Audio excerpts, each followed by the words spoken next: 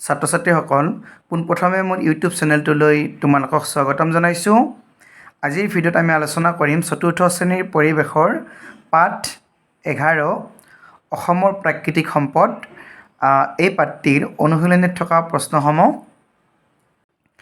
এয়া চোৱা। অনুশীলনী 1 নম্বৰ প্ৰশ্নটো আছিলে উত্তৰ লিখা। প্ৰথমতে মই প্ৰশ্নকেইটা পঢ়ি দিছোঁ, তাৰপিছত আমি আলোচনা কৰিম। প্ৰাকৃতিক সম্পদ কাক বোলে? খনিজ সম্পদ কাক বোলে? অসমৰ প্ৰধান খনিজ সম্পদসমূহ কি কি? অসমক কিয় পনীয়া সোণৰ ৰাজ্য বুলি কোৱা হয়? জলজ সম্পদ কি? অসমৰ তিনিবিধ কৃষিজাত সম্পদৰ নাম লিখা। তিনিবিধ বনজ সম্পদৰ নাম লিখা। ক নম্বৰ আছিলে প্ৰাকৃতিক সম্পদ কাক বোলে? প্ৰকৃতিৰ পৰা পোৱা আমাৰ বিভিন্ন কামত প্ৰয়োজন হোৱা সামগ্ৰীবোৰক প্ৰাকৃতিক সম্পদ বোলে। খনিজ সম্পদ কাক বোলে? যিবোৰ প্ৰাকৃতিক সম্পদ ভূগৰ্ভত পোৱা যায় তেনে সম্পদবোৰকেই খনিজ সম্পদ বোলে। অৰ্থাৎ তোমালোকে এইটো এই ধৰণে লিখিব পাৰিবা, যিবোৰ প্ৰাকৃতিক সম্পদ ভূগৰ্ভৰ পৰা আহৰণ কৰা হয় তেনে সম্পদবোৰকেই খনিজ সম্পদ বোলে। এইদৰে লিখিলেও হ'ব। আৰু খনিজ সম্পদ কোনবিলাক আমি নেক্সট প্ৰশ্নটোত পামেই, যেনেকুৱা কয়লা, খাৰুৱা তেল, এইবিলাক চূণশিল। তাৰপিছত গ নম্বৰটো চাবা।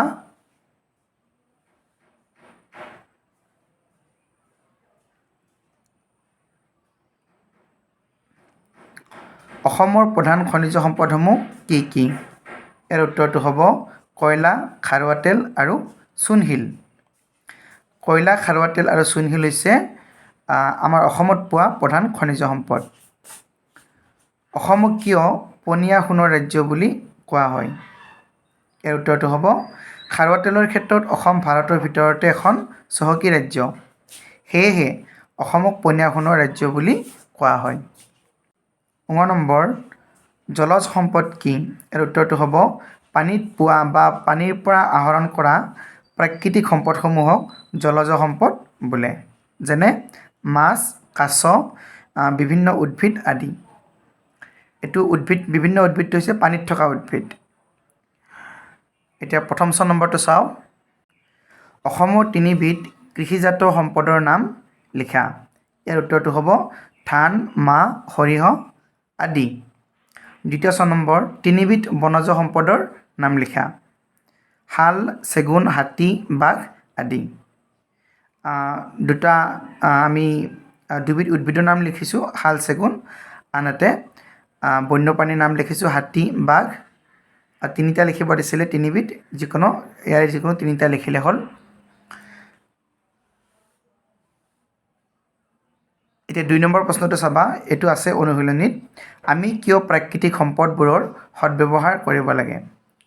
ইয়াৰ উত্তৰটো সকলো প্ৰাকৃতিক সম্পদেই অতি মূল্যৱান।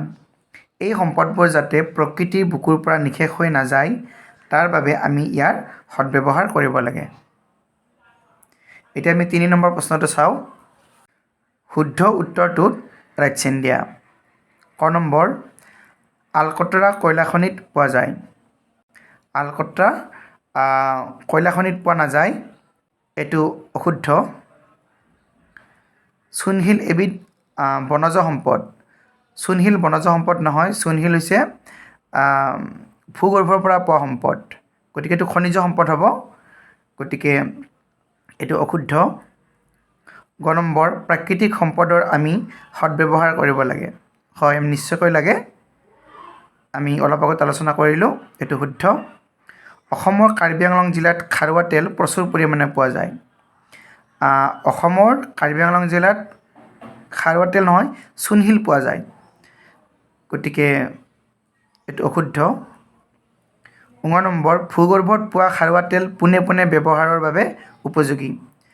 আমি যিবিলাক ভূগৰ্ভত খাৰুৱা তেল পাওঁ সেইবিলাক আমি পোনে পোনে ব্যৱহাৰ কৰিব নোৱাৰোঁ, আমি শোধন কৰিব লাগে, পৰিশোধন কৰিব লাগে, তাৰপাছতে ব্যৱহাৰ কৰিব পাৰোঁ, গতিকে এইটো ভুল। এতিয়া 4 নম্বৰটো চাবা। ক অংশৰ লগত খ অংশ মিলোৱা। ইয়াত চোৱা, খাৰুৱা তেলটো খনিজ সম্পদ হয়, আনহাতে খাৰুৱা তেলক আমি পনীয়া সোণ বুলিও কৈছোঁ। আমাৰ অসমক যিহেতু পনীয়া সোণৰ ৰাজ্য বুলি কয়, কাৰণ খাৰুৱা তেল বেছিকৈ থকাৰ কাৰণে, গতিকে খাৰুৱা তেলটো ইয়াৰ লগত নহয়, তোমালোকে এইটো মিলাই দিবা, খাৰুৱা তেল পনীয়া সোণ আনহাতে কয়লাটো হ'ল খনিজ সম্পদ গতিকে কয়লাটো খনিজ সম্পদৰ লগত মিলাবা আনহাতে গড় হাতী এইবিলাক বনজ সম্পদ আৰু পানীত থকা প্ৰাণীসমূহ জলজ সম্পদ মৰমৰ ছাত্ৰ ছাত্ৰীসকল এতিয়া ভিডিঅ'টো ইমানে আছিলে পৰৱৰ্তী ভিডিঅ'ত আকৌ লগ পাম এতিয়া ভিডিঅ'টো চোৱাৰ বাবে ধন্যবাদ